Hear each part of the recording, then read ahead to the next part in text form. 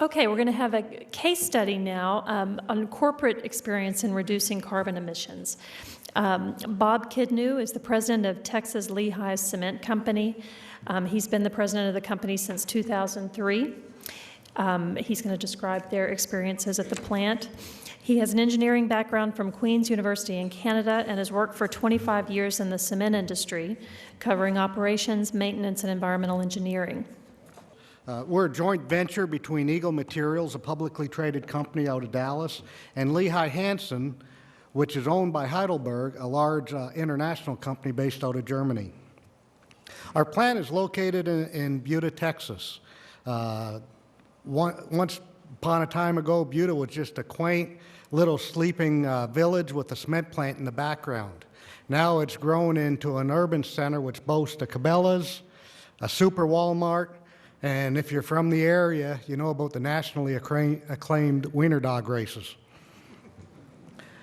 We manufacture 1.4 million tons of cement a year and sell that throughout Texas. We also import cement into Corpus and Houston. We're a major supplier of cement into the oil well service market.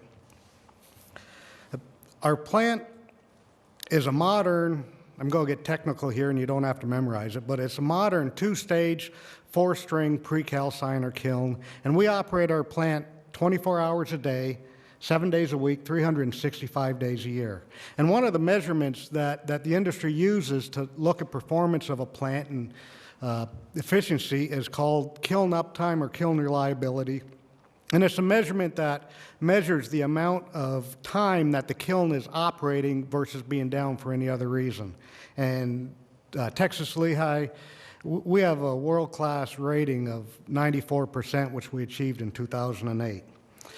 Another important aspect of our plan is that we do not burn hazardous waste. I got to start out being honest with you. When we started this venture about 8 months ago, I was skeptical. Is the climate change legislation good science or is it good politics? However, either way, we all have to be good stewards. We all have to be good stewards of what we have. And I don't think anyone can deny that conservation and reducing emissions is a good thing. And I don't think anyone can also deny that reducing emissions are probably going to cost money. So I guess, how can I, as president of Texas Lehigh, strategically position ourselves, give a better return to our owners and partners, and give them a better shareholder value? Is there, with early action credits that could be out there, can we utilize synergies with other revenue streams? Or is there anything that we can gain competitive advantage with our competitors? An analogy I like to use with my critics who ask me why I'm doing this is the legislation climate change train is leaving the station. We can spend a lot of our energy and time trying to pull it back into the station, or we can take that same energy and time and try and get a good seat on the train. Traditionally, when environmentalists and industry get together, at best, the outcome will be a win-lose, but most of the time they turn into a lose-lose situations. When Texas Lehigh and Carbon Shrink started this program, we were looking at areas where both environmentalists and industry could win. There's a lot of them out there that we discovered. Carbon Shrinks, the principles that we're dealing with, Bridget Shea has experience in community, political, and environmental concerns in Austin. Terry comes in with a computer background experience.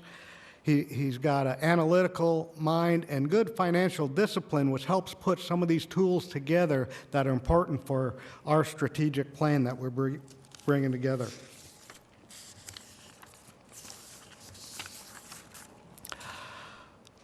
I believe that a lot of times opportunity disguises itself amongst obstacles and hides itself in challenges. Last year, Texas Lehigh was facing a major challenge. Our coal supply, and you've probably all read about the issues that were going in the coal mines and the plants being on reduced production, issues with safety issues with them just shutting down mines, that had a big impact on our operation and our fuel supply. We burn coal, and our supply was dwindling, and if we were getting coal, it was at a very extremely high price. So we started in a project to look for alternative fuels to displace the coal. At the same time, there's a lot of environmentalists in the areas who are looking at trying to find opportunities reducing coal that's being consumed in the market. That is when timing took place. Bridget and Terry had called a couple times talking to our environmental manager saying, we have a method of looking at reducing your CO2 footprint, and we think it's going to save money. I wasn't really interested in the first part that they said, but the second part had my ear, and timing was perfect with us looking at the alternative fuel and the two coming together that we decided to sit down. As you can imagine, that first meeting was pretty tense. You had cement executives on one side meeting with a prominent Austin environmental leader like Bridget, and Terry Moore is coming in with, been affiliated with the Sierra Club. The first meetings were pretty awkward. It's fairly cold. There's a lot of crossed arms. There's a lot of shielded, guided, protected things being said. There was a lot of upright and a lot of reading, trying to read what everyone's saying.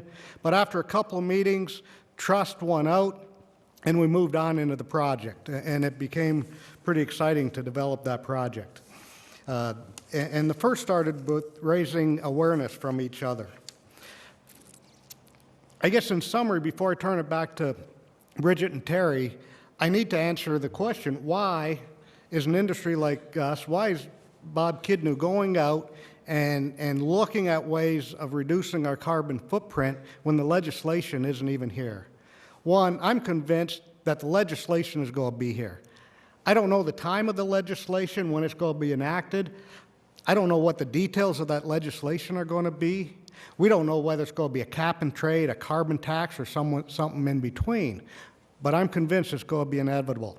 We're looking at a strategic plan that will be putting together and look at all the projects, all the opportunities out there that we can look at these projects with return on investments, with the legislation in place or without the legislation in place, and be ready when the legislation comes to try and take advantage. We'll also look at the opportunity of early action credit. By reacting early and with this alternate fuel, there's some good opportunities for early action credit. No guarantee that any of the legislation coming in is going to have early action credit, but most of the pending legislation has some form or tidbits in there showing that there's going to be some early action credit. So there's advantages.